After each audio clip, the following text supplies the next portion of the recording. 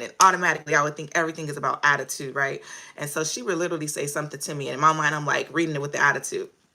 So I talked to one of my best friends, and she's like, you need to stop reading those messages in your voice and read them in her voice, like how she talks, right? And I was like, what? And so I read the message over, one of the messages that she sent me, and I read it literally in her voice instead of my attitude voice, right? And it turned out I was like, oh, maybe she's not being disrespectful. Maybe she is trying to be cool, right? And so every time, literally, when I would read a text from her, automatically I would read it in my voice first, and then I was like, oh, okay, wait, let me read it in her voice. And so I did.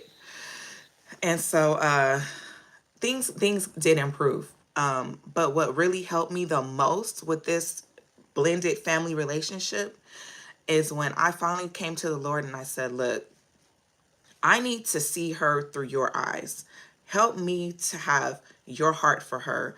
Help me to have, the way, let me see her through your eyes, the way you see her, because I know you love her. I know that she's been through so much. She didn't have her mom. It had to be hard being raised by her dad, alone.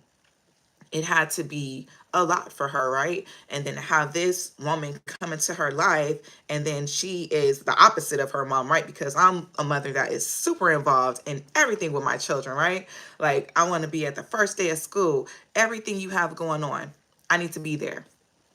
And so, good morning. And so I'm like, okay, you know what? I'm just gonna continue to pray about it. And so anyways, I saw how she was kind of, her relationship toward me was changing. She started to open up a little bit more, and the wall started to come down. And I literally did start to see her differently. So I kept praying, Lord, let me see her through your eyes. Let me see her the way you see her. And it worked. I literally started to see her as the little girl whose mom abandoned her, the little girl who had been through so many things, right? The little girl who just wanted to be loved, although she was an adult now, right? And so, and the feeling was exchanged. It was mutual, right? She began to literally, to genuinely love me as well. And so for those who have blended families who are coming in as that extra, that parent, obviously you don't want to come in as trying to be a parent, and I didn't, because of our age difference being about 16 years.